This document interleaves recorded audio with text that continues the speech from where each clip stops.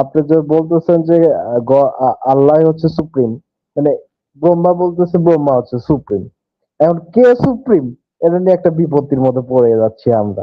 আর আপনারা বলতেছেন সায়েন্সও মানতেছি না, আবার যেখানে গ্যাপ দেখতেছেন সেখানে বলতেছেন গড অফ দ্য গ্যাপ না, এখন বলছেন সায়েন্স অফ দ্য গ্যাপ। আজকে নতুন একটা ওয়ার্ড শুনলাম, শুনে খুব গুড, ভালো আপনি লাগলো। শুনলেন ভালো, আপনাকে অনেক ধন্যবাদ, আপনি শিখলেন একটা নতুন কিছু।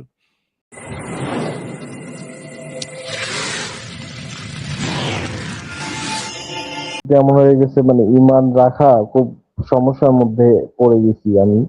আসলে কি করা যায় আমার জন্য, একটু আমাকে যদি একটু পরামর্শ দিতেন। একটু সংশয় আছেন আপনি, বলুন আমাদেরকে।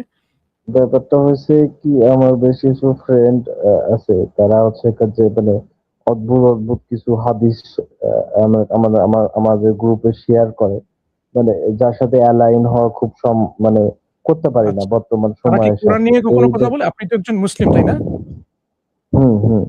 হ্যাঁ, তাদেরকে বলেছেন যে কোরআন নিয়ে কি তাদের কোনো প্রশ্ন আছে কিনা?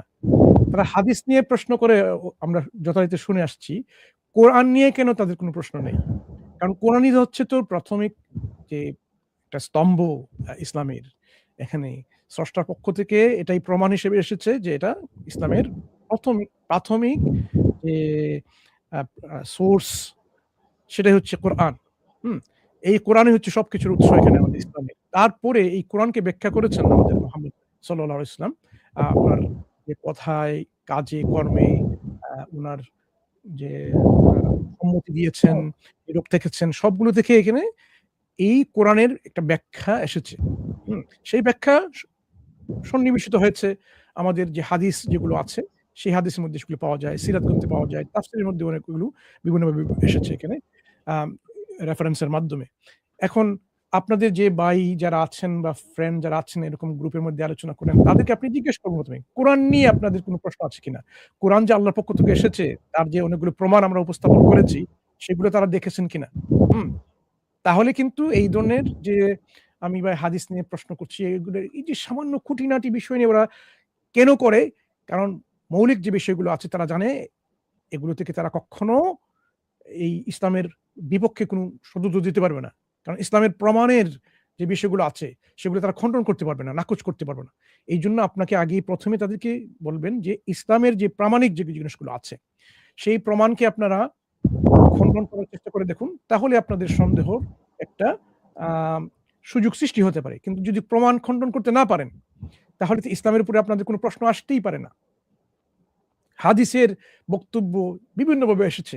হাদিস বর্ণনা করেছেন বিভিন্ন সাহাবী, তাদের নিজের ভাষা ব্যবহার করেছেন। কখনো হুবহু শিখে শাব্দিকভাবে ব্যবহার করেছেন। এগুলো অনেক বিষয় আছে, সূক্ষ্মাতিসূক্ষ্ম বিষয় আছে হাদিসের শাস্ত্র জানার জন্য, যে সবসময় যে একজন সাহাবী আক্ষরিকভাবে, শাব্দিকভাবে বর্ণনা করেছেন এরকম না। অনেক সময় বর্ণনা করেছেন মিনিং এর মাধ্যমে, অর্থাৎ ভাবগত দিক থেকে কোন একটা বিষয় শুনেছেন সেটা বর্ণনা করেছেন। এইজন্য এগুলো প্রত্যেকটা হাদিস নিজ আ পার্সপেক্টিভ থেকে সেগুলো দেখে বুঝে একজন মুহাদ্দিস তিনি ব্যাখ্যা করে দেবেন যে এখানে কি বলা হচ্ছে। কিন্তু কোরআন তো সবার জন্য মুক্ত। আরবি ভাষা যেভাবে এসেছে, আরবদের কাছে যেটা জানা ছিল, সেই কোরআন এখন সবার কাছে আছে। সেই কোরআনকেই কেন মানুষ প্রশ্ন করছে না? এটাই তো প্রশ্ন। এখন হাদিস ছাড়া আপনার কি কোনো এরকম কোরআনের উপরে কোনো প্রশ্ন এসেছে আপনার উপরে যেগুলো আমরা আলোচনা করতে পারি? যে আসলে আমি তো আসছি আপনাদের সাথে এ ব্যাপারে একটু মানে আলোচনা করতে, যে আমি তাদেরকে রিব্যাটেল কিভাবে দিব, যে এগুলা যেভাবে আমি নিয়ে। বললাম, তাদেরকে বলবেন এভাবে যে কোরআন নিয়ে কোনো প্রশ্ন থাকলে আপনি করতে পারেন। হ্যাঁ? হাদিসের ব্যাপারটা অনেক সূক্ষ্ম। এগুলো আলোচনা করতে গেলে অনেক আনুষঙ্গিক বিষয় জানতে হয়। কিন্তু কোরআন হচ্ছে শাব্দিকভাবে, আক্ষরিকভাবে আল্লাহর কাছ থেকে আসা আল্লাহর বাণী, কালামুল্লাহ। এটা হচ্ছে এর মধ্যে কোনো ধরনের মানুষের কোনো সংযোজন নেই। সুতরাং আরবি ভাষা যেহেতু সংরক্ষিত আছে, সেই আরবি ভাষার দিকে গেলেই আমরা আল্লাহ কি বলেছেন কোরআনে সেটা আমরা বুঝতে পারি। তখন কোরআনের মাধ্যমে যে প্রমাণগুলো এসেছে ইসলামের, সেগুলো সবার সামনে আমরা উপস্থাপন করতে পারি এবং একজন মানুষ তার যদি কোনো সন্দেহ থেকে থাকে ইসলামের উপরে, ইসলাম সত্য কিনা, সে কিন্তু নিশ্চিত হয়ে যেতে পারে যে ইসলাম আসলেই সত্য। এইজন্য আমরা আমাদের যে লাইভ স্ট্রিমে আমরা যে উন্মুক্ত লাইভ করছি কিভাবে? যে ইসলাম সত্য, অন্যান্য সব ধর্ম ও মতাদর্শ ভ্রান্ত এবং ভুল, মিথ্যা। কেন বলছি? কারণ এটা অত্যন্ত পরিষ্কার সবার কাছে যে ইসলামী সত্য। যারা এতে সন্দেহ পোষণ করেন তাদের নিয়ে আমরা আলোচনা করতে পারি। এখন কোরআনের বিষয়ে কোনো সন্দেহ নেই। হাদিসের তাফসিরে, সিরাত গ্রন্থে, মাগাজিতে শুধু প্রশ্ন আসে। এটাই প্রমাণ করে যে ইসলামের সত্যতা নিয়ে তাদের কোনো আসলে প্রশ্ন নেই। বুঝতে পেরেছেন? ইসলামকে বুঝতে গেলে যে বিভিন্ন ধরনের মানুষের ইন্টারপ্রিটেশন বা ব্যাখ্যা আছে, সেই ব্যাখ্যাতে তাদের কিছু প্রশ্ন আছে। এইজন্য আপনাদের যে বন্ধু মহলে যে এগুলো আলোচনা হয়, সরাসরি বলবেন। দাওয়াইজের প্লেলিস্টে ইসলামের সত্যতার উপরে প্রমাণ উপস্থাপন আছে। সেগুলো উনারা দেখে নেন আগে। তারপরে উনাদের কোনো প্রশ্ন যদি থেকে থাকে সেগুলো আপনি আলোচনা করতে পারেন। বুঝতে জি পেরেছেন? মনসুর আপনারা ভাই, এভাবে এগোবেন। জি মনসুর ভাই, এখানে আরেকটা বিষয় হচ্ছে কি, মানে উনি যখন যুক্ত হয়েছেন উনি কিন্তু প্রথমে বলেছেন যে উনি ওনার ঈমান নিয়ে প্রবলেমে উনি আছেন, হ্যাঁ? হুম। তো এরপরে এখন উনি বলতেছেন ওনাদেরকে কিভাবে বুঝাবো। তো ভাই আগে আপনার নিজের ঈমান ঠিক করবেন, হ্যাঁ? তারপর ওনাদেরকে বোঝানোর চেষ্টা করবেন। তো আপনার এই যে আমাদের মনসুর ভাই যে জিনিসটা বলল যে আমাদের এখানে কিন্তু আহলে কোরআনদের বিরুদ্ধেও কিন্তু অনেক মানে সপক্ষে যারা এসেছেন, হাদিস যারা অস্বীকার করেন, সেই প্রসঙ্গে কিন্তু আমাদের এখান থেকে অনেকগুলো উত্তর দেওয়া হয়েছে, সেগুলো আপনি কিন্তু দেখতে পারেন। তবে আমি একটা কথা একটু যুক্ত করি, সেটা হচ্ছে যে মানে আপনি হাদিস আপনাকে লাগবেই, আপনার মানে হাদিস ছাড়া আপনি ইসলামকে ব্যাখ্যা করতে পারবেন না, এমনকি আপনি কোরআন মাজিদকেও ব্যাখ্যা করতে পারবেন না। হ্যাঁ, যেমন পবিত্র কোরআন মাজিদে 4 মাসের কথা বলা হয়েছে, নিষিদ্ধ মাস। এটা কোনটা সেটা কিন্তু উল্লেখ করা হয় নাই। আবার পবিত্র কোরআন মাজিদে এক পুত্রের জন্য তার অংশের পরিমাণটা কি সেটা কিন্তু পবিত্র কোরআন মাজিদে নাই, সেটা হাদিসে আছে। হাদিসে হচ্ছে যে পবিত্র কোরআন মাজিদ অনুযায়ী অংশ দিয়ে দাও, বাকি যেটা থাকবে সেটা মৃতের নিকটতম পুরুষের জন্য। তো আপনি শুধুমাত্র কোরআন মানলে কিন্তু আপনি যে এক পুত্রকে অংশ দিতে পারবেন না। শুধুমাত্র কোরআন যদি মানেন তাহলে আপনি 4 মাস নিষিদ্ধ কোনটা সেটা আপনি জানতে পারবেন না। তো সুতরাং কোরআন বুঝতে গেলেও হাদিসকে আসলে মানে মানা ছাড়া কোনো উপায় নেই। হাদিসকে আপনার অবশ্যই মানতে হবে। এখন কোন হাদিস কোরআনের ব্যাখ্যা, কোন হাদিস কোরআনের ব্যাখ্যা না, সেটাও আসলে মানে আপনি বুঝতে পারবেন না। এটাও আসলে ফিল্টার করার কোনো ইয়ে নাই। এটা হচ্ছে চেইন আকারে ফিল্টার হয়, যেটা আমরা করি যে কোন হাদিস আসলে সহি, কোন হাদিস আসলে দুর্বল। সেই চেইন আকারে আমরা যেটা সহি সেটাকে গ্রহণ করার চেষ্টা করি। তো আগে আপনি আপনার যে ঈমানটা আছে, হ্যাঁ, সেটাকে আপনি মজবুত করার চেষ্টা করেন। তারপরে আপনি অন্যদেরকে বোঝানোর চেষ্টা করবেন। জি মনসুর ভাই। হ্যাঁ, জাযাকাল্লাহ খাইরান। ঠিক আছে। আচ্ছা, রাহাত ভাই আপনাকে বলি, ওইখান থেকে কোন হাদিসটা আপনার কাছে এরকম মনে হয়েছে যে এখানে এই হাদিসটা পড়ে আপনার কাছে এরকম একটা সংশ চলে আসছে? একটা হাদিস আমাদেরকে এরকম শেয়ার করতে পারেন যে এরকম হাদিসটা। সবগুলো তো নিয়ে আলোচনা করতে পারবো না এখানে। যেকোনো একটা সবচেয়ে গুরুত্বপূর্ণ আপনার কাছে যেটা মনে হচ্ছে যে এই হাদিসটা কারণে আপনার ঈমানে এরকম একটা সংশয় চলে আসছে। জি, আপনার সুনান তিরমিজি আপনার 3117 নাম্বার হাদিসটা যদি একটু বের করতেন, তা ওইটার একটু ব্যাখ্যা যদি করতেন আর কি। না, আপনি ওইখানে বলুন এই হাদিসটাতে আপনি কি পড়েছেন এবং এখানে কি সমস্যা? সুনান তিরমিজি পরিচ্ছেদ সূরা রাদ 3117, আব্দুল্লাহ ইবনে আব্দুর রহমান রাদিয়াল্লাহু তাআলা ইবনে আব্বাস রাদিয়াল্লাহু তাআলা আনহু থেকে বর্ণিত। একবার কতিপয় ইহুদি নবী সাল্লাল্লাহু আলাইহি ওয়াসাল্লামের কাছে এগিয়ে এসে বলল, হে আব্দুল কাসিম, আপনি আমাদের বলুন রাত কি? তিনি বললেন, মেঘ বিষয়ে দায়িত্বশীল এক ফেরেশতা, যার সঙ্গে আগুনের একটি বেত রয়েছে। এর দ্বারা আল্লাহ যেখানে চান সেখানে এই ফেরেশতা মেঘ হাঁকিয়ে নিয়ে যান। এরা বলল, আমরা যে শব্দ শুনতে পাই তা কি? তিনি বললেন, এ হলো মেঘ তাড়ানোর হাক। যখন তিনি মেঘ তাড়িয়ে নিয়ে যান, পরিশেষে তার নির্দেশিত স্থানে গিয়ে পৌঁছে। যে এই হাদিসে এটা বলা আছে। এখন এই জিনিসটা আসলে বর্তমানে আমরা যা জানি তার সাথে সাংঘর্ষিক। এই ব্যাপারটা নিয়ে আসলে আমাদের গ্রুপে আলোচনা চলতেছিল। এজন্য আমি আপনাদের কাছে একটু জিজ্ঞাসা করতে আসছি আপনার যে কাছ থেকে এটাকে শুনি কিভাবে আমি ব্যাখ্যা আমরা করতে কি পারি। জানি এবং কি সাংঘর্ষিক ওইটা আপনি একটু ব্যাখ্যা করেন আমাদেরকে আগে। অ্যাকচুয়ালি স্পেসিফিক বুঝায় বলতে পারবো কিনা চেষ্টা করতেছি আমি। আসলে যখন এই আমাদের যে বাষ্পীভূত হয়ে পানি যে আকাশে বা মেঘে চলে যায়, তখন একটা বাতাসের সাথে নেগেটিভ এন্ড পজিটিভ চার্জের একটা ব্যাপার আসে, এবং এটা যখন ব্যালেন্সটা মানে কম বেশি হয়ে যায়, আই এম নট শিওর আমি ঠিক বলছি কিনা, তখন এই থান্ডার স্ট্রাইকটা হয়। অ্যাকচুয়ালি আমরা এটা জানি, এটা একটা ন্যাচারাল ব্যাপার। তো আমি ঠিকভাবে বলছি কিনা জানি না, একটু যদি বলতেন আর কি।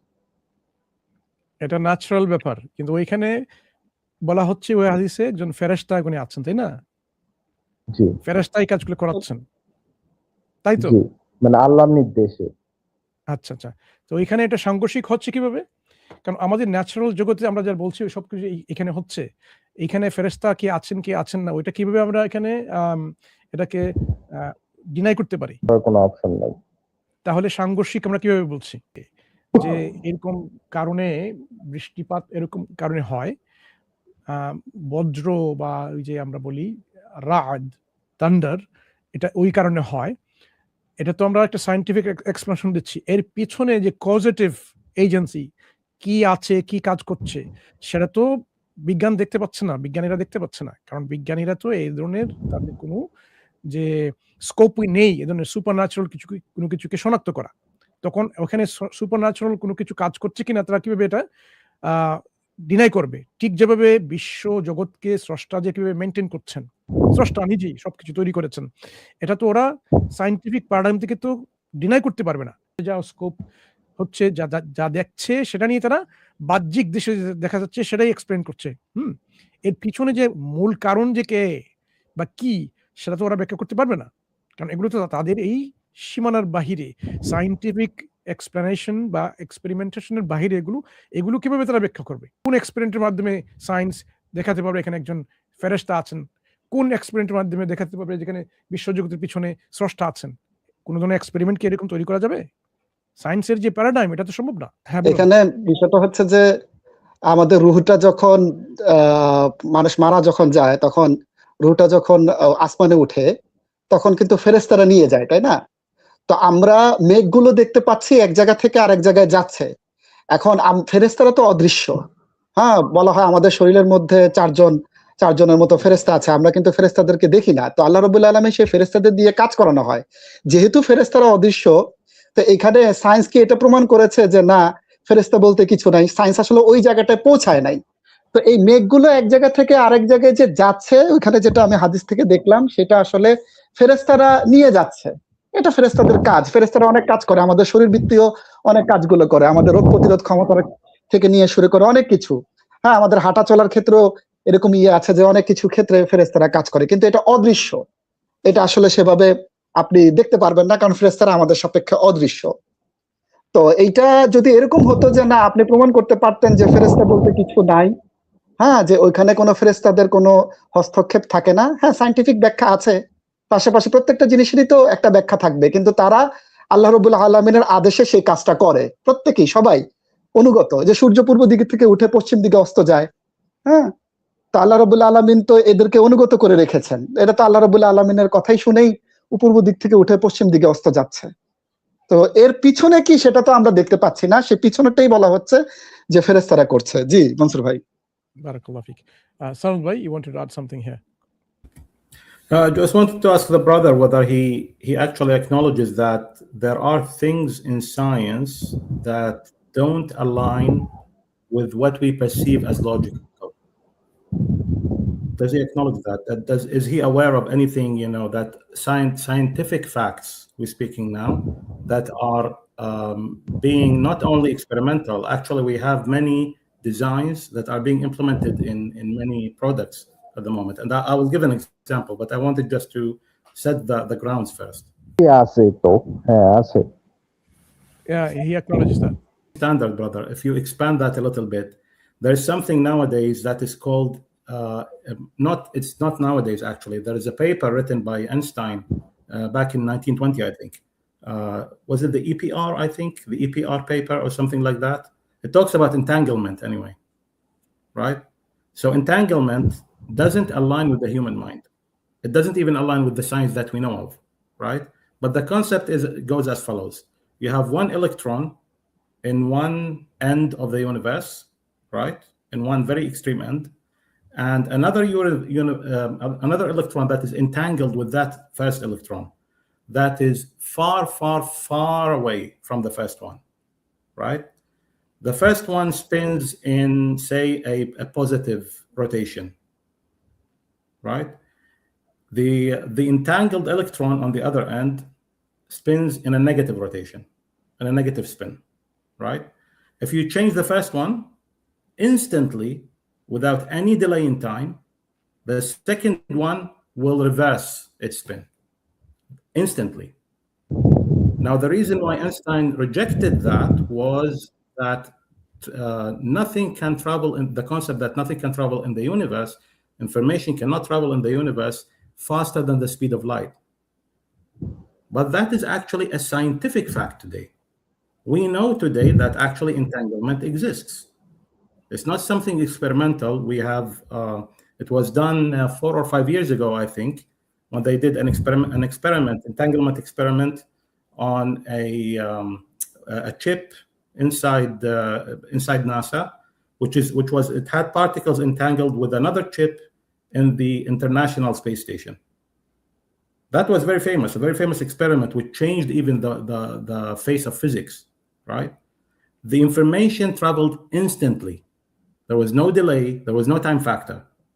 Nowadays, we have supercomputers that use the entanglement phenomenon to transfer or send information, so to speak. That is by the standard of scientific, non-scientific, as they say. Like for a simple, let's say a simple discussion, a simple argument, we say, oh no, that's not scientific. Nobody would even imagine that. Nobody even would believe in it, right?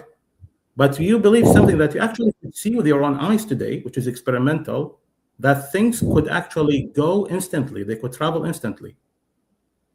Now, by that standard, why is it not possible for the creator of the universe to be controlling everything from outside the universe instantly, knowing everything instantly, intervening instantly when he wills, refrains from intervening when he wills? And I'm not saying this is what this is, Islam doesn't teach entanglement, of course.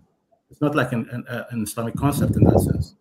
But I'm saying that science is ready, is accepting, is welcoming to anything, any crazy idea, as long as it doesn't have God in it. As long as there is nothing parapsychological, metaphysical, it would accept it instantly. It would be more than willing to discuss it. As soon as you say, well, there might be something outside the universe which created it, this is when they got, like a hypersensitivity reaction. ওকে, জাযাকাল্লাহ খাইরান। যে পয়েন্টটা এখানে সানোয়ার ভাই উল্লেখ করছেন, দেখেন ভাই, আমরা তো বুঝতে পারছি ভাই, বুঝতে না, পারছি। আপনি তো বুঝতে পারছেন, ঠিক আছে। দর্শক ছাড়াও যারা অনেক সবাই তো ইংরেজি বুঝেন না, আমি স্বাভাবিকভাবে এখানে অনুবাদ করছি ভাই, তারপরে আপনার কাছে। হ্যাঁ, ঠিক আছে। যে অনেক কিছু বাস্তবে এরকম আমার কাছে আমরা দেখি বিজ্ঞানের দৃষ্টিতেও, যেটা এরকম রিয়েল যে দৃষ্টিভঙ্গি আছে তার সাথে মিলে না, রিয়েলিজমের সাথে মিলে না। যেমন একটা উদাহরণ দিলেন ওখানে, কোয়ান্টাম এন্টাঙ্গলমেন্ট, যেটা উদাহরণ বলা হচ্ছে, এমন একটা এন্টাঙ্গলমেন্ট যে উনি বললেন যে আইনস্টাইন উনি এটা রিজেক্ট করছিলেন ওইভাবে, যে উনি তো জানতেন ওই সময় যে আলোর গতির চেয়ে আর দ্রুত গতিতে কিছু যেতে পারে না। কিন্তু দেখা গেল যে এন্টাঙ্গলমেন্ট যে এক্সপেরিমেন্টগুলো যেগুলো হয়েছে, যার মাধ্যমে একটা ইলেকট্রন যখন একটা নির্দিষ্ট একটা স্পিনে, যেমন পজিটিভলি ধনাত্মকভাবে একটা স্পিন করছে, একটি ঘুরছে, এবং অন্য কোথাও আরো একটা ইলেকট্রন তার সাথে একইভাবে সম্পৃক্ত, এরকম ওইটা রিভার্স স্পিনে আছে অন্যভাবে। প্রথম ইলেকট্রনকে যদি আপনি পরিবর্তন করেন কোনো না করবে, ইনস্ট্যান্টলি তাৎক্ষণিকভাবে ওই দ্বিতীয় ইলেকট্রন চেঞ্জ হয়ে যাচ্ছে। অথচ তাদের মধ্যে যে দূরত্ব অনেক, কিন্তু এটা সম্ভব হচ্ছে কিভাবে? এত দূর হওয়া সত্ত্বেও কিন্তু ওই যে এন্টাঙ্গলমেন্টের কারণে এটা অটোমেটিকলি পরিবর্তন হয়ে যাচ্ছে। এই জন্য তিনি কিন্তু এটা ডিলিট করছিলেন। কিন্তু আজকে উনি বললেন যে নাসার বিভিন্ন যে এক্সপেরিমেন্টের মাধ্যমে এটা এখন প্রমাণিত হয়ে গেছে, সবাই কিছু জানে যে এটা এরকম হচ্ছে।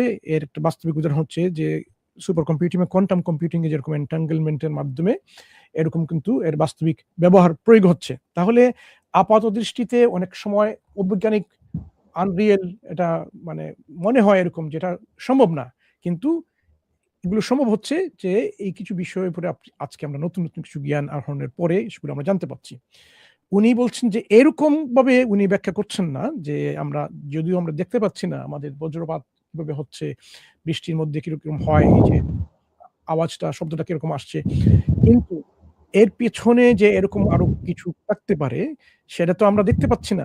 আমরা এখন অস্বীকার করছি, কিন্তু পরবর্তী সময়ে আমরা বুঝতে পারবো। আমাদের হাফিজ ভাই যে বললেন যে অনেক ফেরেশতা আছেন আমাদের মধ্যে। আ এই যে দুজন ফেরেশতা আমাদের কাঁধে আছেন, ভালো মন্দ লিখছেন। বিজ্ঞানিক কোনো এক্সপেরিমেন্ট করে তো সেগুলো প্রমাণ করা যাচ্ছে না। কিন্তু সেটা আমরা মানছি যে স্রষ্টা আমাদেরকে বলেছেন ওই কারণে, কিন্তু তারা কিন্তু এই কাজটা করে যাচ্ছেন। তেমনি আমাদের বিশ্বজগতে ফেরেশতারা নিয়োজিত আছেন বিভিন্ন কাজে এবং তারা কাজ করে যাচ্ছেন। কিন্তু তাদের কাজের যে পরিসর, কাজের যে আম আপনি যদি দেখেন ছবিটা আমরা দেখতে পাচ্ছি না। কারণ তাদেরকে আমরা তো এই বিজ্ঞানিক পরিসরে নিয়ে আসতে পারছি না। কারণ সায়েন্টিফিক এক্সপেরিমেন্টেশন এ তাদেরকে নিয়ে আসা যায় না। কারণ তারা অন্য একটা আপনি জগতে আছে এরকম মনে করতে পারেন। যে রুলস গুলা আমরা এখনো আবিষ্কার করতে পারিনি, আমাদের পক্ষে এগুলো জানা সম্ভব হয়নি। এজন্য আমরা তাদেরকে দেখি না। এখন যদি সারাংশভাবে বলি যে আমরা বিজ্ঞান শুধু সবকিছু পরিষ্কারভাবে বলে দেয় এরকম না। বিজ্ঞানে এমন অনেক জিনিস আসে আ এই মুহূর্তেও আমরা আমাদের যে বর্তমান সময়ের যে ফিজিক্সটা আছে, সেই ক্লাসিক্যাল ফিজিক্স দিয়ে আমরা ব্যাখ্যা করতে পারি না। কিন্তু এগুলো বাস্তব। কোয়ান্টাম মেকানিক্স এ অনেকগুলো এরকম আছে। আম আম ঠিক যেভাবে এখন যে আলোর থেকে দ্রুত যাওয়া যেতে পারে না, এটাও কিন্তু ভুল প্রমাণিত হয়ে গেছে। আমরা বিভিন্ন ধরনের এই যে বাবলস এর মাধ্যমে তৈরি করে এক জায়গা থেকে আরেক জায়গায় অনেক দ্রুত যাওয়া যেতে পারে। আমরা আমাদের ইংরেজি স্ট্রিমে গত বৃহস্পতি আমরা আলোচনা করেছি, ইসলাম আলোচনা করেছেন। উনি নিজে ফিজিক্স পড়াশোনা করেছেন। ঠিক তেমনিভাবে এখন যে বিজ্ঞানের যে অগ্রসরতার কারণে আমরা এভাবে প্রশ্ন করছি, কিন্তু বিজ্ঞান কিন্তু তারপরেও আমাদেরকে এভাবে এগুলো নাকচ করার কোনো স্কোপ দিচ্ছে না। যার কারণে এখানে যদিও আমাদের যে ভাইগুলো আপনার বন্ধু যারা প্রশ্ন করছেন, তাদের জানা উচিত এখানে যে এর পেছনে যে কজেটিভ এজেন্সি আছে, যে কারণগুলো কাজ করছে, সেগুলোকে তো আপনি বিজ্ঞান দিয়ে শনাক্ত করতে পারবেন না। তখন আপনি হাদিসকে অস্বীকার করবেন কেন? বা কিভাবে? এটা সম্ভব হবে না।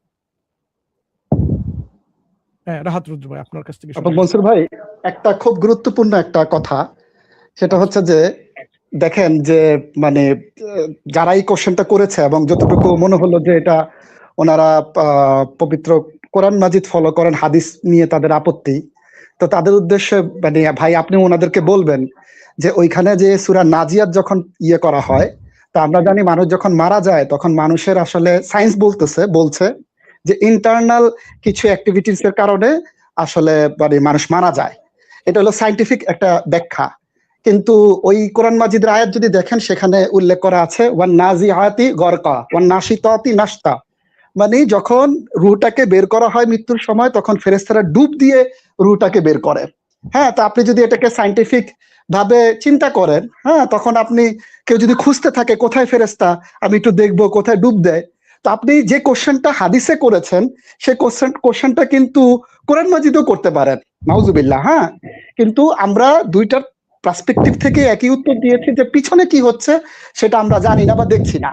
তো তারা যে কাজটা করে সেটা হচ্ছে যে তারা শুধুমাত্র হাদিসকে প্রশ্নবিদ্ধ করতে চায়, কিন্তু হাদিসকে প্রশ্নবিদ্ধ করলে যে মানে কোরআন মাজিদের এমন কিছু ব্যাখ্যা আছে, হ্যাঁ, সেগুলো আসলে ব্যাখ্যা করা সমস্যাযুক্ত হয়ে যাবে, সেটা আর তারা চিন্তা করে না।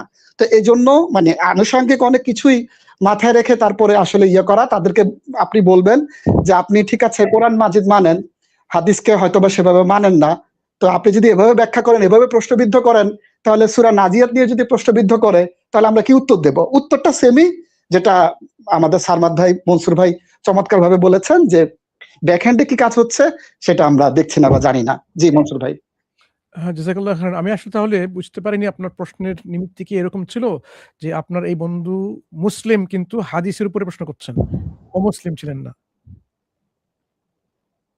রাহাত রুদ্র আপনাকে বলছি।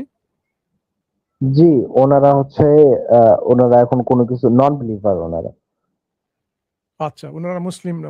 কোরআনকেই বিশ্বাস করেন না। না। আচ্ছা, ঠিক আছে। ঠিক আছে। আমরা যে পার্সপেক্টিভ আমরা উত্তর দিলাম আপনাকে, এভাবে বলে দিতে পারেন যে অনেক কিছু এরকম আছে যে তার পেছনের যে কজেটিভ এজেন্সি আছে, যে কার্য কারণ, হুম? যেমন আমার হাতে একটা কলম আছে, ওই কলমটা আমি যদি হাত থেকে ছুড়ে দেই, এটা নিচে পড়ে যাচ্ছে। কেন পড়ে যাচ্ছে?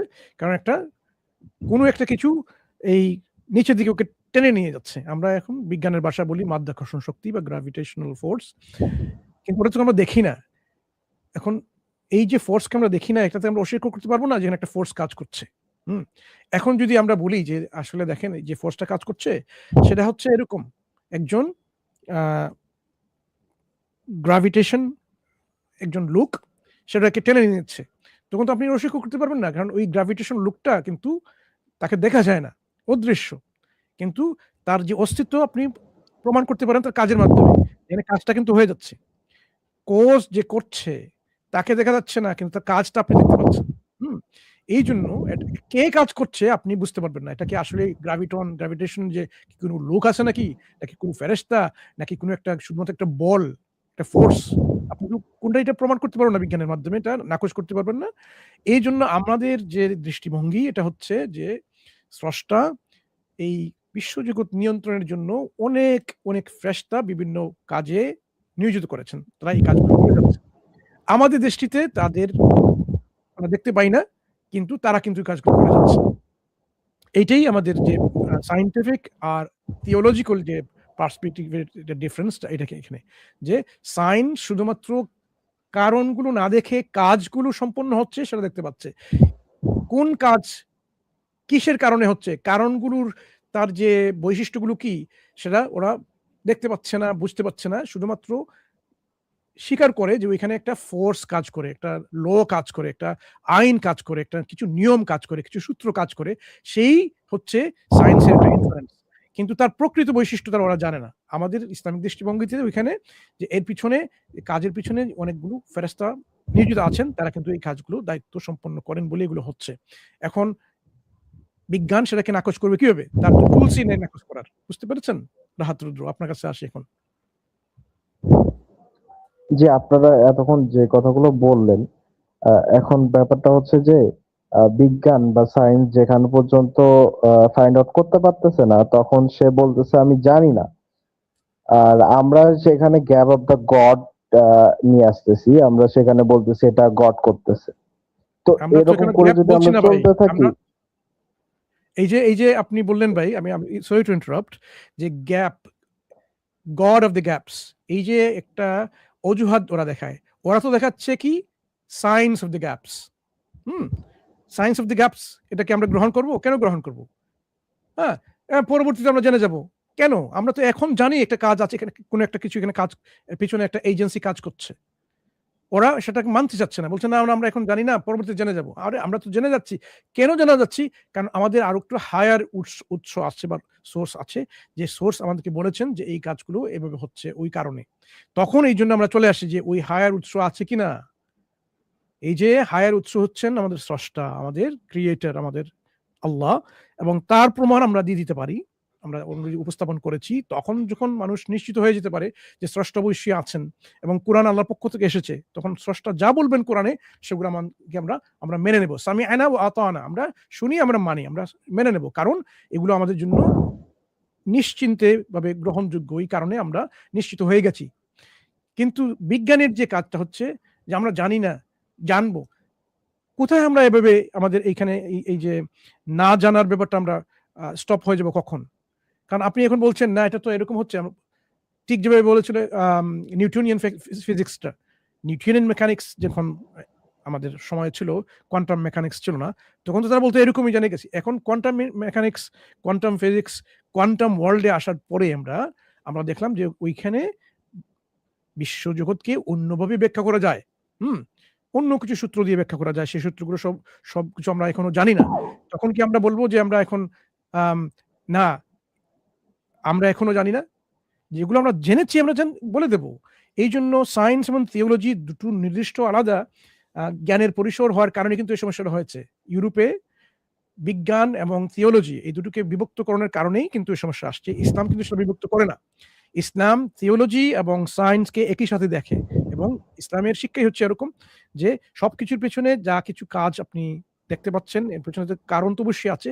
সেই কারণই হচ্ছে আমাদের স্রষ্টা, এবং স্রষ্টা যেহেতু উনি নিজের বাস্তবিকতাকে প্রমাণ করেছেন তার মাধ্যমে যেগুলো প্রমাণিত হয়ে আছে আমরা সেগুলো বিশ্বাস করি। এগুলো হচ্ছে আমাদের গ্রহণযোগ্যতা। আমরা কখন একটা জিনিস গ্রহণ করি যখন আমরা নিশ্চিত হয়ে যাই এটা সত্য, এটা নিশ্চিত হয়ে যাই এই সূত্র থেকে যে এসেছে সেটা গ্রহণযোগ্য সূত্র। আপনি নিজে তো সায়েন্টিফিক এক্সপেরিমেন্ট করেননি, কিন্তু আপনি ওই সায়েন্টিস্ট যারা তাদের টেস্টিমনি, তাদের যে সাক্ষ্য গ্রহণ করছেন, আমরাও একইভাবে আমাদের মুহাম্মদ সাল্লাল্লাহু আলাইহি ওয়াসাল্লামের সাক্ষ্য গ্রহণ করছি। কারণ আমরা জানি তিনি সত্য সাক্ষ্য দিয়েছেন। আপনি বিজ্ঞানীদের সাক্ষ্য গ্রহণ করছেন, আর আপনি তাদের উপর আপনি নির্ভর করছেন।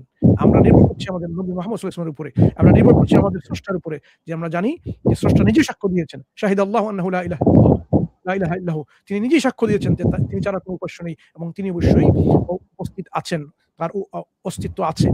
এইজন্য যখনই আপনি সায়েন্স অফ দ্য গ্যাপস নিয়ে আসেন, ওটা সম্পূর্ণভাবে একটা অযৌক্তিক অবস্থান বিজ্ঞানীদের ক্ষেত্রে। ইসলামের বিরুদ্ধে বা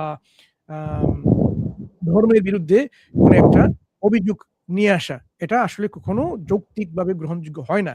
কারণ সায়েন্স যেখানে মানুষের সাক্ষ্যর উপরে টেস্টিমোনিয়াল এভিডেন্স গুলো নির্ভর করে, আমরা একইভাবে টেস্টিমোনিয়াল এভিডেন্স ব্যবহার করে সেই নিশ্চিন্ত হতে পারছি। আপনি যেভাবে নিশ্চিন্ত হচ্ছেন, গ্রহণ করছেন, আমরাও একইভাবে সেভাবে নিশ্চিন্ত হয়ে গ্রহণ করছি। এখানে কিন্তু কোনো ধরনের গ্যাপস এর কোনো প্রশ্ন আসে না। আমাদেরকে যদি অভিযোগ করা হয় আমরা এখানে গ্যাপস এর গড অফ দ্য গ্যাপস নিচ্ছি, তাহলে আপনারা নিচ্ছেন কি সায়েন্স অফ দ্য গ্যাপস, তাহলে আপনাদের কোনো কথাই গ্রহণযোগ্য হবে না এবং গ্রহণ করা হবে না। তাইলে দুপক্ষই তাহলে বিজ্ঞান এবং ধার্মিক পক্ষ একই অবস্থানে আছেন। তাহলে কেউ কাউকে বলতে পারবে না যে আপনাদের পজিশনটা এখানে ঠিক না। বুঝতে পেরেছেন আমাদের রাহাতুল ভাই? জি, এরকম হইলে তো আসলে পৃথিবী থেমে যাইতো, আর আগানোর কোনো অপশন থাকতো না। সেটা হচ্ছে আমার আরেকটা ফ্রেন্ড আছে যে আবার হিন্দু ধর্মের, ও আবার আমাকে এসে বলতেছে এই সব কিছু হচ্ছে ব্রহ্মার জন্য। কোনো আপনি যে বলতেছেন যে আল্লাহ হচ্ছে সুপ্রিম, মানে ব্রহ্মা বলতেছে ব্রহ্মা হচ্ছে সুপ্রিম, এখন কে সুপ্রিম এটা নিয়ে একটা বিপত্তির মধ্যে পড়ে যাচ্ছি আমরা। আর আপনারা বলতেছেন সায়েন্সও মানতেছি না, আবার যেখানে গ্যাপ দেখতেছেন সেখানে বলতেছেন গড অফ দ্য গ্যাপ না, এখন বলছেন সায়েন্স অফ দ্য গ্যাপ। আজকে নতুন একটা ওয়ার্ড শুনলাম, শুনে খুব গুড, ভালো লাগলো। শুনলেন ভালো, আপনাকে অনেক ধন্যবাদ, আপনি শিখলেন একটা নতুন কিছু। তাহলে বলছি আপনাকে, দেখুন ভাই, এই যে মানুষ অভিযোগ, আপনি দেখেন কিভাবে গোল পোস্টটা পরিবর্তন হচ্ছে। এখন যাচ্ছেন যে আমরা সুপ্রিম গড বা সুপ্রিম বিইং কে কিভাবে শনাক্ত করতে পারি, কিভাবে নিশ্চিত হতে পারি এটা কি আল্লাহ নাকি ব্রহ্মা নাকি বিষ্ণু নাকি শিবা নাকি অন্য কিছু, সেটারও সমাধান আছে। আমরা জানি যে এই মহাবিশ্ব, এই মহাজগৎকে এক্সপ্লেন করার জন্য অবশ্যই একটা কারণ, একটা ব্যাখ্যার প্রয়োজন আছে। কারণ যা কিছু এক্সিস্ট করে তার অবশ্যই একটা ব্যাখ্যার প্রয়োজন আছে। সে হয়তো তার নিজের ব্যাখ্যা নিজেই হবে বা অন্য কোনো কিছু তার ব্যাখ্যা করবে। এই মহাজগৎ নিজেকে ব্যাখ্যা করতে পারে না। কারণ মহাজগৎ হচ্ছে কন্টিনজেন্ট, আপনারা নিশ্চয়ই শুনেছেন। এটা পরনির্ভরশীল। এই অন্যরকম হতে পারতো, যার কারণে একটা নেসেসারি বিইং এর উপরে তার পুরোপুরি মুখাপেক্ষী হতে হয়। এই নেসেসারি বিইং নেসেসারিলি, আবশ্যকীয়ভাবে হবেন এমন এক সত্তা যার কোনো শেষ নেই, শুরু নেই, যিনি হবেন পরম, যিনি হবেন অ্যাবসলিউটলি ইন্ডিপেন্ডেন্ট, সেলফ সাফিসিয়েন্ট। সেই যে নেসেসারি বিইং এর পরিচয় সেটা ইসলাম দিচ্ছে। সেটাই ইসলাম বলছে সেই সৃষ্টিকর্তা যার পরিচয় বিভিন্ন সময়ে মানুষ বিভিন্নভাবে দিয়েছে। সেই একমাত্র একজনই এরকম আছেন নেসেসারি বিইং। কেউ কাউকে বিকৃত হওয়ার কারণে ব্রহ্মা, বিষ্ণু, কৃষ্ণ, যিশু এরকম বলেছে, আহরিমান, আংরিমান, আহরমাজদা। কিন্তু আলটিমেটলি এই যে নেসেসারি বিইং, তিনি হচ্ছেন অরিজিনেটর, ক্রিয়েটর, তিনি হচ্ছেন স্রষ্টা, সবকিছুরই উদ্ভাবন যিনি করেছেন। তিনি বিভিন্ন নামে বিভিন্ন সময় মানুষের কাছে পরিচিত হয়েছেন, কিন্তু আমরা বলছি যে তিনি অবশ্য তার অনেকগুলো নাম আছে, অনেকগুলো গুণবাচক সুন্দর নামগুলো আছে। ওয়ালিল্লাহিল আসমাউল হুসনা, আর রহমান, আল খালিক, আল মালিক, আল জব্বার, আল কাহ্হার, আল খাবীর, আল ওয়াদুদ, অনেক অনেক নাম তিনি পরিচয় দিয়েছেন। প্রত্যেকটি নামের পিছনে এই স্রষ্টার কিছু পরিচয় আছে। তিনি এক, অদ্বিতীয়, তিনি মহাপরাক্রমশালী, তিনি হচ্ছেন সব উৎকৃষ্ট। এই যে অনেকগুলো নাম তিনি আমাদেরকে শিখিয়েছেন, এই নামের সাথে মানুষ অনেক সময় কি অপরিচিত হয়ে যায় বিভিন্ন কারণে, নামটা ভুলে যায়, নামের সঙ্গে অন্য কিছু সংমিশ্রণ করে ফেলে, যার কারণে কিন্তু এই স্রষ্টার পরিচয়টা গুলাটে হয়ে যায় এবং বিভিন্ন ধর্মে সেগুলো পরিচিত হয়ে থাকে। খ্রিস্ট ধর্ম, ইসলাম ছিল, সেটা হয়ে গেছে খ্রিস্ট ধর্ম। হ্যাঁ, হিন্দু ধর্মের যে আপনি যে পরিচয় দিচ্ছেন মূলত প্রাথমিকভাবে সেগুলো ছিল স্রষ্টার পক্ষ থেকে সেই একই ধর্ম ইসলাম, স্রষ্টার উপরে স্রষ্টার কাছে মানুষের আত্মসমর্পণ হওয়া, কিন্তু কালের আবর্তনে মানুষ সেগুলোকে পরিবর্তন করেছে। তাদের যে শাস্ত্র যেগুলো আছে, ধর্মীয় গ্রন্থ যেগুলো আছে, সেই ধর্মীয় গ্রন্থগুলো পরিবর্তন হয়েছে, যার কারণে এরকম নতুন নতুন ধর্মের উদ্ভব হয়েছে। ইসলাম সবগুলোকেই যৌক্তিকভাবে কোহেরেন্টলি ব্যাখ্যা করে এবং নিজের পজিশনকে এস্টাবলিশ করে। এই জন্য এখানে এটা কোনো সমস্যা হয় না যে একজন মুসলিমের এই ব্যাখ্যা করতে যে এখন অতগুলো ধর্ম থেকে কোনটা সত্য, ইসলামই সত্য। তার প্রমাণ আছে, যৌক্তিক, তাত্ত্বিক এবং প্রামাণিক প্রমাণগুলো। প্রামাণিক প্রমাণ বলতে যে প্রমাণ সহকারে যে প্রমাণগুলো আমরা উপস্থাপন করি সবগুলো তো আছে আমাদের কাছে। এই জন্য যে বন্ধু বান্ধব আপনাদের কাছে এরকম আলোচনা করেন যে আমরা science of the gaps, god of the gaps কথা বলি, ভাই এগুলো হচ্ছে তাদেরকে দেখানো, তাদেরকে দ্বিচারিতা দেখানো। তাদের মধ্যে দ্বিচারিতা কাজ করছে, ইনকনসিস্টেন্সি এবং ডাবল স্ট্যান্ডার্ড। যখনই এসব ব্যাপারে একাডেমিক আলোচনা হবে তখন একজন মানুষকে নিরপেক্ষ দৃষ্টিভঙ্গিতে কোনো ধরনের বায়াস না রেখে এগুলো আলোচনা করা দরকার হয়, এবং সে আলোচনা আমরা করছি। আমরা যদি এখন দেখি যে আমাদের এই যে পরিচয় আমরা দেখলাম, আমরা গ্রাভিটি দেখি না, কিন্তু আমরা বলছি একটা কাজ এখানে কাজ, ফোর্স, এটা বল সেখানে কাজ করছে, হ্যাঁ, কিন্তু তার যে পরিচয়টা তো আমরা জানি না। এই এই যে ফোর্সটা আছে, ফোর্সটার স্বরূপটা কি, তার বৈশিষ্ট্যটা কি, কোথা থেকে আসলো, কে এটাকে নিয়ন্ত্রণ করছে, এটা বিজ্ঞান তো দিতে পারছে না। কিন্তু আমরা বলি থিওলজি বা ধর্মতত্ত্ব সেটাকে পরিষ্কারভাবে ইসলামিক দৃষ্টিভঙ্গিতে সেটা পরিষ্কার করে বলে দিচ্ছে। এখন যদি সায়েন্স সেটা না জানে তখন একটা সমস্যা হচ্ছে কি, সায়েন্সের আরো পড়াশোনা করতে হবে, আরো জানতে হবে, আরো গবেষণার প্রয়োজন আছে। যত বেশি বেশি গবেষণা হবে তত বেশি বেশি ইসলামকে সায়েন্স জানতে পারবে, এবং সেটাই হচ্ছে। এই সায়েন্স এত বেশি বেশি করে যত অগ্রসর হচ্ছে তত বেশি বেশি করে ইসলামকে আরো সঠিক এবং সত্য হিসেবে গ্রহণ করতে পারছে। এটাই হচ্ছে বাস্তবিকতা। জি বলবো। জি, আপনারা বললেন দ্বিচারিতার কথা। আচ্ছা, দ্বিচারিতা কি আমরা করি না? আমরা দ্বিচারিতা কোথায় করি? আমরা একই মুখে বলতেছি সবকিছু কন্টিনজেন্ট, কিন্তু গড কেন কন্টিনজেন্ট হতে পারবে না? মানে গডের পেছনে কোনো রিজন লাগবে না, গড এমনিতেই হয়ে যাবে। এটা কেমন দ্বিচারিতামূলক কথা হয়ে গেল? আমরা তো এরকম বলি না ভাই, তাহলে কন্টিনজেন্সি আর্গুমেন্টটাই আপনারা হয়তো বুঝেননি। এটাকে এখানেই সমস্যা। বিজ্ঞানী বুঝেননি, এই যুক্তি বুঝেন না, বিজ্ঞান বুঝেন না, তাহলে তো আমাদের এখানে যেতে বলবেন কিভাবে ভাই? কন্টিনজেন্সি আর্গুমেন্টটা কোথা থেকে শুরু হয়? From the ground level. ওইটা দেখে সবকিছু বাস্তবে জগতে যা কিছু আছে সবকিছু কিন্তু এরকম পরনির্ভরশীল, অন্যরকম হতে পারতো। এখন আলটিমেটলি যদি আপনি এরকম মনে করেন যে এটা এমন কিছুর উপর নির্ভর করে যা অন্য কিছুর উপর নির্ভর করে, তখন তো আপনার একটা সমস্যা চলে আসবে যে ইনফিনিট রিগ্রেস, এটা নিয়ে আমরা আলোচনা করেছি। আলটিমেটলি এই ইনফিনিট রিগ্রেসের একমাত্র সমাধান হচ্ছে এই বাস্তবিকতাকে এক্সপ্লেন করার জন্য, যে এমন একটা কোজের দিকে সেটা যাবে যে কজটা হবে আনকজড, সে পরনির্ভরশীল হবে না। এটা হচ্ছে যৌক্তিক দাবি, কোহেরেন্সের দাবি। এখানে দ্বিচারিতা নয়, এটা হচ্ছে inference to the best explanation. আমরা যখন বিজ্ঞান করি, যুক্তি করি, তখন আমাদেরকে বেস্ট এক্সপ্লেনেশন খুঁজতে হয়। এইখানে বেস্ট এক্সপ্লেনেশন হবে যে এমন একটা সত্তা, এমন একটা কস্ট যেটা হবে আনকস্ট। তা না হলে কিন্তু আপনি এই বর্তমান বাস্তবিকতাকে আপনি ব্যাখ্যা করতে পারবেন না যৌক্তিকভাবে, কোনোভাবে করতে পারবেন না। ফিলোসফি দিয়ে করতে পারবেন না, বিজ্ঞান দিয়ে করতে পারবেন না। একমাত্র যৌক্তিক সমাধান হবে inference of the best explanation, যে আমাদের এই জগৎ অবশ্যই নির্ভর করে এমন একটা সত্তার উপরে যে হবে আবশ্যকীয়ভাবে পরম, আনকজড কজ। এটা হচ্ছে যৌক্তিক সমাধান, এটা দ্বিচারিতা নয় ভাই। না, আনকজ কজ সম্ভব। আনকজ কজ আপনি আপনি আনকস্ট এটা কিভাবে সম্ভব? দেখুন, আপনি যদি এভাবে কজের একটা কজ আরেকটা কজের উপর কারণ হচ্ছে, একটা কারণ আরেকটার কারণ হচ্ছে, এরকম যদি চলতেই থাকে ভাই, তা আপনি এই জগৎকে এক্সপ্লেন করতে পারবেন না। আমি আপনাকে আপনি এক্সপ্লেন করতে থেমে পারবো না। যাচ্ছেন কেন? হুম?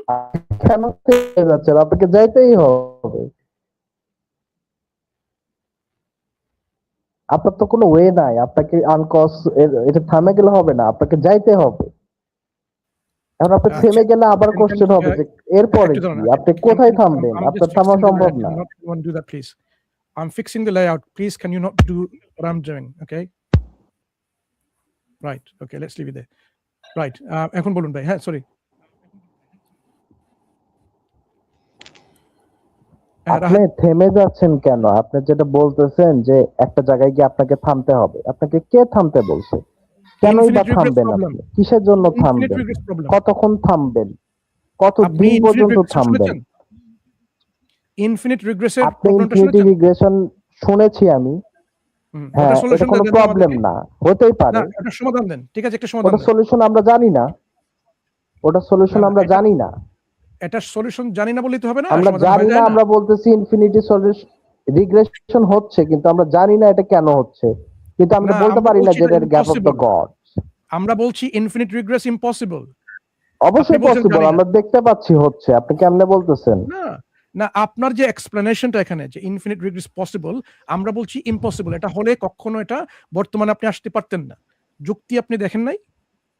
এই সামান্য একটা সামান্য বেসিক লেভেলের ব্যাপারটা আপনি যদি বুঝতে পারেন না ভাই, তাহলে কি আপনার সঙ্গে আমরা আলোচনা কিভাবে করব? বেসিক লেভেলের ব্যাপারটা আপনি যদি বুঝতে পারেন না ভাই, তাহলে কার কাছ থেকে একো হচ্ছে? না ভাই, আমার বোঝা না বোঝা আপনার দেখতে পাচ্ছি আসছে। আমি আপনি এক্সিস্ট করতেছি, আমরা আসছি এই এটাই তো প্রমাণ সিচুয়েশনে। করে, ইনফিনিটি রিগ্রেস থেকে এসেছি। এটাই তো প্রমাণ করে। হ্যাঁ, এটাই তো প্রমাণ করে ভাই। হ্যাঁ, এটাই তো প্রমাণ করে ভাই। হ্যাঁ, এটা কিভাবে প্রমাণ হয়ে গেল? আপনি যৌক্তিক তারপরে তো প্রমাণ। গডকে থামাচ্ছেন, একটা জায়গায় থামতেছেন। না, না, এটা না। থামবেন কেমনে আপনি?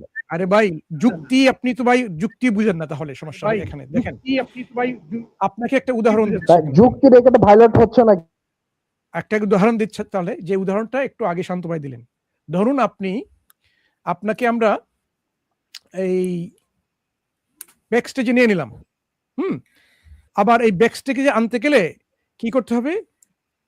অসংখ্য লোক আপনার সামনে আছে, তাদেরকে নেওয়ার পরে, অসংখ্য বলতে অসীম, আপনাকে নেব।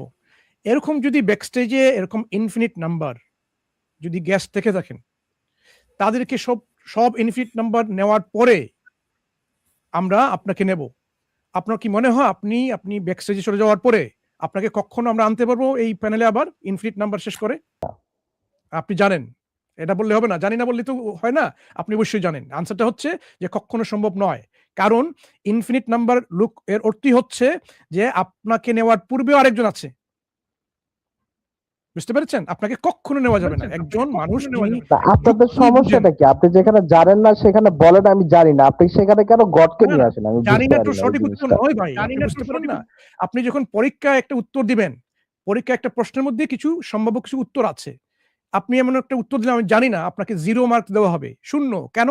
সেটা কিন্তু সঠিক উত্তর নয়। এখানে সঠিক উত্তরটা হচ্ছে যে আমরা জানি যে আপনাকে কখনো নেওয়া যাবে না প্যানেলে, যদি আপনার সামনে, আপনার আগে অসীম সংখ্যক লোক থেকে থাকে। তাদেরকে নেওয়ার পরে যদি আপনাকে নেওয়ার কথা আসে, আপনাকে কখনো নেওয়া যাবে না। এটা হচ্ছে যুক্তি। সেই যুক্তিকে আপনি অস্বীকার করছেন। এটা হচ্ছে অযৌক্তিক কাজ করছেন, একটা অন্ধবিশ্বাসের কাজ করছেন। ভুল অ্যান্সার এইজন্য দেওয়ার চাইতে অ্যান্সার না দেওয়াটাই ভালো। না, না, অ্যানসার তো আমরা রাদার জানি আপনি ভাই। জানার পরে অ্যান্সারটা দেন। আপনার যে অস্বীকার করা, সেটাকে কিন্তু এখানে কোনো আপনার সাহায্যে আসবে না। আপনার অস্বীকার এখানে কোনোভাবে যুক্তি খাটাবে না, বরং আপনাকে অযৌক্তিক হিসেবে প্রমাণ করবে। বুঝতে আপনি পেরেছেন? এটা আমরা কিভাবে জানি অস্বীকার করবেন যে ইনফিনিটি রিগ্রেস হচ্ছে? আপনি থেমে যাচ্ছেন। আপনি আমরা কিসের থেমে যাচ্ছি ভিত্তিতে না। থামছেন আপনি? আমরা এখানে প্রমাণ করলাম কি দেখেন। অবশ্যই থামছেন আপনি। আপনি থেমে যেয়ে বলতেছেন ইট ইজ গড। আপনারা স্টেপ ওয়াইজ এগোই। আপনি যদি প্যানেলে চলে আসেন, এটা মানসুর কি ভাই প্রমাণ একটা হবে? হচ্ছে, একটা সেকেন্ড মানসুর ভাই, একটা সেকেন্ড। আচ্ছা, ওই রুদ্র ভাই, আপনি আপনার ডেফিনেটলি আপনার ইয়ে থেকে আসতেছে ডাবল আচ্ছা, সাউন্ড আমি আসতেছে। বের হয়ে আবার ঢুকতেছি, আমাকে একটু নিয়েন। হ্যাঁ, যে যখন প্যানেলে উনাকে আমরা যুক্ত করব, তখন অটোমেটিকলি এটা ফলো করে যে উনার সম্মুখে, উনার পূর্বে, উনার আগে এরকম অসীম সংখ্যক লোক ছিলেন না। কারণ আমরা অসীমকে অতিক্রম করতে পারবো না, সম্ভব নয়। যেহেতু অতিক্রম করেছি, তার অর্থ হলো এটা সসীম সংখ্যক মানুষ ছিল। এটাই প্রমাণ করে। এই মহাজগৎ, বিশ্বজগৎ যেহেতু ইতিমধ্যে সৃষ্টি হয়েছে, এটা প্রমাণ করে যে এই বিশ্বজগতের পেছনে যে কারণটা আছে, সেই কারণ এরকম ইনফিনিটি ডিগ্রিতে থাকতে পারে না। এটা হচ্ছে যৌক্তিক সিদ্ধান্ত। এই যৌক্তিক সিদ্ধান্তকে যারা অস্বীকার করেন, তাদের সমস্যাই এখানে হচ্ছে যে তারা জানেন এটা, এই সিদ্ধান্ত মানলেই একটা চিরন্তন, অনাদি, অনন্ত, শাশ্বত, এই যে অমুখাপেক্ষী সত্তা, আবশ্যকীয় সত্তা, নেসেসারি বিং এর পরিচয় পাওয়া যায়, যে এই পরিচয়ের কারণে একজন মানুষ নাস্তিক থাকতে পারে না। এই কারণে কিন্তু তারা অস্বীকার করেন, এটাই হচ্ছে সমস্যা। কিন্তু আমরা এই ইনফিনিট রিডিউস থেকে এটা প্রমাণ করে দিতে পারি যৌক্তিকভাবে যে অবশ্যই একজন অত্যাবশ্যকীয় পরম অ্যাবসলিউট নেসেসারি বিইং আছেন এবং তিনি হচ্ছেন সেই স্রষ্টা।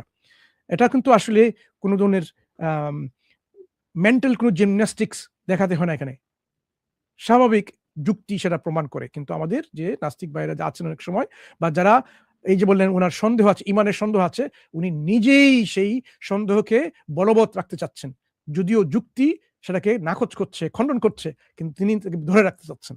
এটাই হচ্ছে সমস্যা।